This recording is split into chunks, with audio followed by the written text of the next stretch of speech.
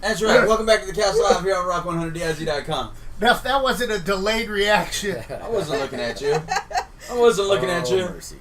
Chris, as soon as you said, watch my hands, he I turned away. I stopped looking at his hands. I'm looking at Doc because he's chewing That's gum. right. I heard the gum. I heard gum too. Yeah. I didn't think you were playing it. All right. You're also on HolisticLifestylesRadio.com and WWNN 1470 out of Pompano Beach. How's everybody doing?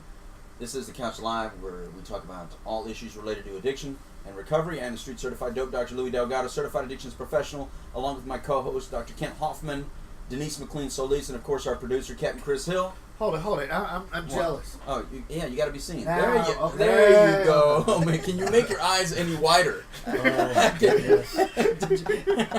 Deer in the headlights. You know, Yes. he must have been watching the YouTube segments and realizing, hey, they only see my hand. I'm not on there. Yeah, I'm not on it. And I constantly tag him on there on Facebook, so you have to put your face in there somehow, Ken Christo. Man, I'm so busy with others. And of course, this is brought to you by DLMsuccess.usana.com. That's DLMsuccess.usana.com. Thank you very much for sponsoring this YouTube segment. All right, today we're talking about lapses and relapses. The difference between lapses and relapses, because there is a difference, and it's important to kind of know the difference so you don't just completely throw everything away in your head and think that you lost all the time you had when you were in recovery. Now, that doesn't give you an excuse to go out there and, oh, well, then I can lapse. I can use for a day and then come right back in, because there's a lot of people that have done that and not made it back for either at all or for a long time or after some other significant damage. So let's get right to the panel of friends over here and see what they got to say. Dr. Ken Hoffman, lapses and relapses? Well, lapses and relapses, I think that, again, your program, keeping your program strong is the way to, avoid that. And, putting the things you need into your recovery program is what's important. When people come out of, if they're coming out of treatment centers, I think they've been in, a very sheltered environment and can have kind of a false sense of security sometimes, depending on how long they've been in. And they've been in a protected environment. And especially what kind of treatment center they're in. Some are locked and some are more open. Right. But, a lot of them are kind of locked down and very sheltered. And so people come out with a very, and again, they've been away from their families, been away from triggers, been away from those playmates and playgrounds. Yeah. And so they've got a lot of work to do when they come back. And by no means, they're coming back into the same environment frequently that they left, without any real changes other than the changes that they've made in themselves. And I don't want to discount those things, but they're in a lot of situations, they're being thrown into the same lion's den that they came from.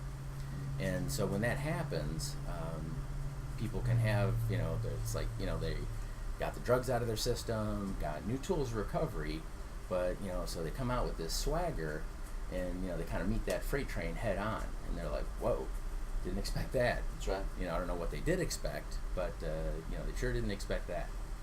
And so I think that that's a little bit what we were talking about in the last segment of the show.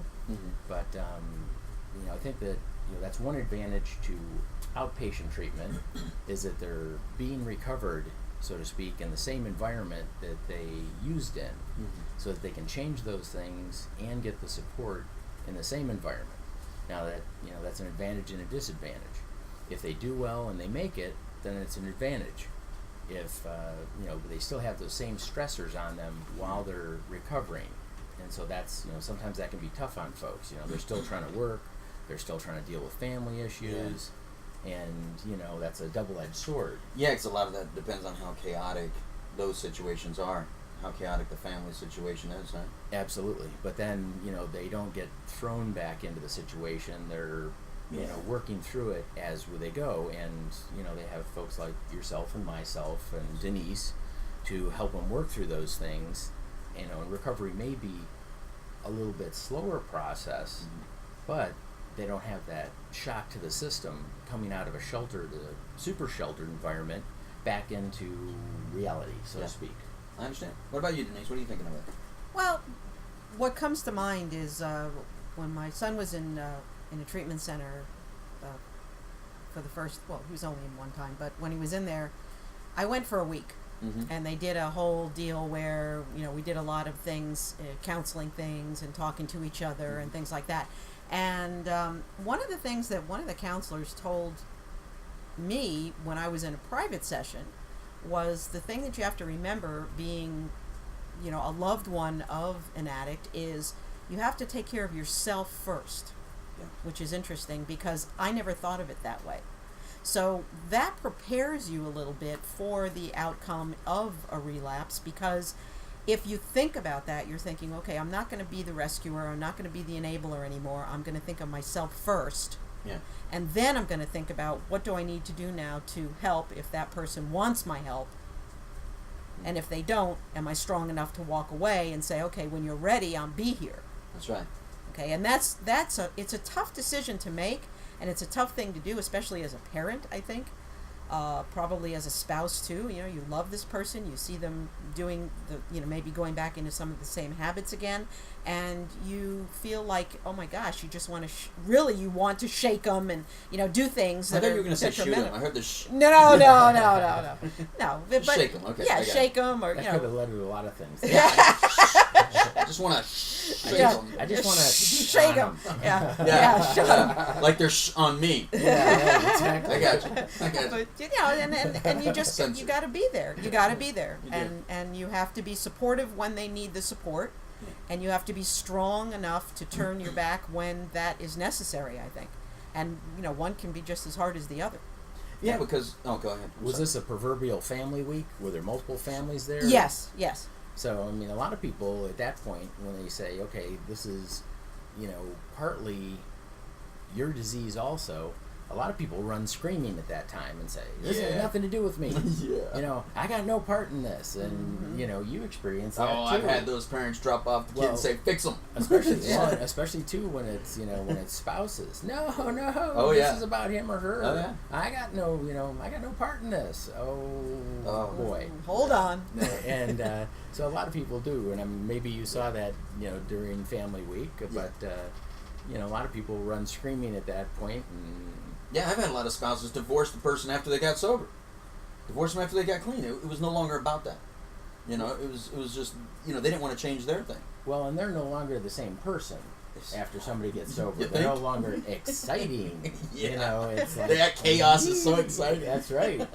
Some people live through drama. Some people love drama, and they attract it into their lives. And when that drama goes away, they're bored out of their minds. They have to leave. That's right. Well, you're not cleaning up after their messes. What are you doing? What's your life worth anyway now?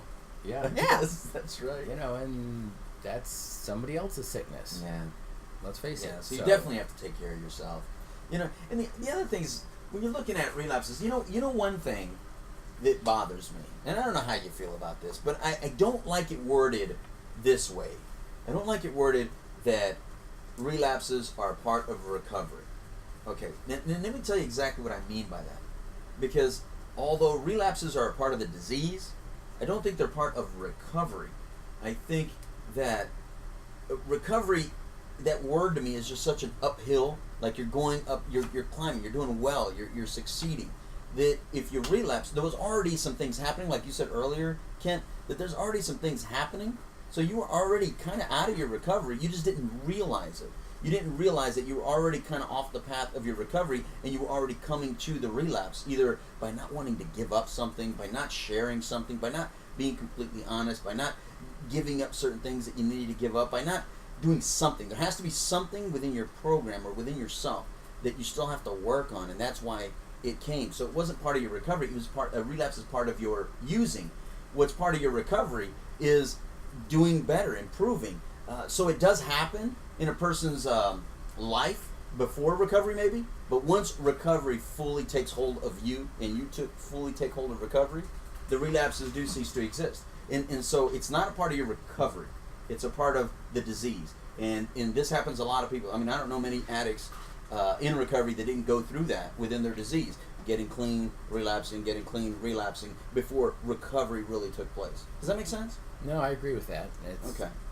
Kind of like I'm going to be in recovery from oxys, but I'm going to keep drinking alcohol and smoking pot. Yeah, and we get that a lot.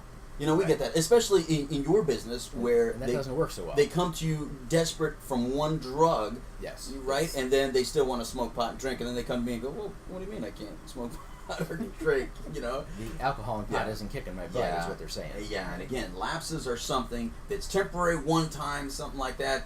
look, get back on the horse. You can do this. It's not the end of the world. You haven't lost any of your clean time. Your clean time still exists because that's all in the state of mind. Anyway, that's all we have to say about that here on this YouTube segment, here on the Couch Live. You can go to thedopedoctor.com, go to starbeamcoaching.com, soberdoc.com, and of course, our home here at rock100diz.com. We'll be back on the Couch Live right after this.